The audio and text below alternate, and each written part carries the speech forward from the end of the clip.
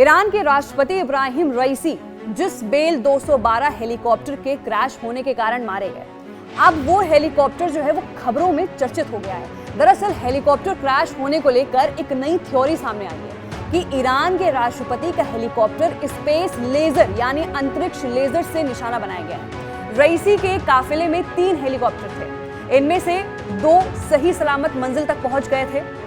जो हेलीकॉप्टर मंजिल तक नहीं पहुंच पाया और दुर्घटना का शिकार हुआ वो बेल 212 हेलीकॉप्टर है।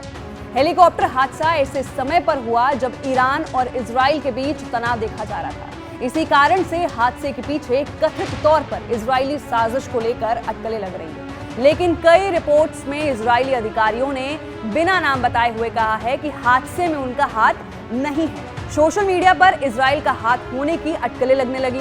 इजरायली खुफिया एजेंसी मोसाद हादसे के बाद से एक्सपर्ट ट्रेंड कर रहा था। वहीं कई लोग हादसे से जुड़ी थ्योरी देने की कोशिश कर रहे थे। इजराइल के हाथ से जुड़ी ऐसी थ्योरी आई हैं जिनकी टेक्नोलॉजी सुनकर इजरायली अधिकारियों के भी होश उड़ गए और वो सिर पीट रहे हैं। कुछ ने कहा कि अंतरिक्ष आधारित लेजर हथियार से ईरानी राष्ट्रपति को निशाना बनाया गया है। वहीं कुछ ने इसे उत्तराधिकारियों से जुड़ा एक खेल बताया है जिसमें ईरानी सर्वोच्च नेता अयतुल्ला अली खामेनेई का बेटा शामिल था। हालांकि अभी तक हादसे का कारण खराब मौसम माना जा रहा है। इसके अलावा हेलीकॉप्टर का पुराना होना भी क्रैश की वजह हो सकता है।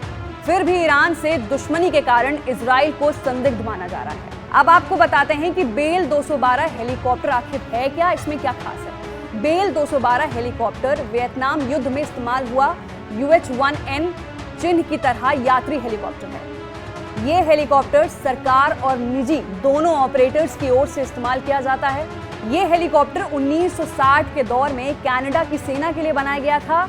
ये UH-1 इरोक्वाइस का एक नया मॉडल भी था। नए डिजाइन में 2 इंजन इस्तेमाल किए गए। नए हेलीकॉप्टर की क्षमता भी पहले से ज्यादा है। ये यूटिलिटी हेलीकॉप्टर्स होते हैं, इसलिए इनको UH भी कहा जाता है। UH जैसा नाम सेना इस्तेमाल करती है। दिव्यांग राष्ट्रपति इब्राहिम रईसी की मौत को लेकर कुछ सोशल मीडिया यूजर्स ने कहा है कि ईरानी राष्ट्रपति के हेलीकॉप्टर पायलट ने जानबूझकर क्रैश कर दिया था। वहीं अन्य लोगों ने सवाल उठाया कि आखिर राष्ट्रपति के काफिले में 3 हेलीकॉप्टर थे, उनमें से 2 क्रैश के बाद भाग क्यों गए। 2023 में एक साइबर अटैक के जरिए इजराइल के ईरान में गैस पंच होने को बंद कर दिया था। दूर से ईरान में टारगेट को निशाना बनाने के कारण भी लोग इजराइल पर शक जता रहे हैं। तो ये फिलहाल के लिए बड़ा सवाल है कि ईरान के राष्ट्रपति मोहम्मद रईसी की मौत आखिर हुई कैसे, हेलीकॉप्टर कैसे क्रैश हुआ, क्या वजह है।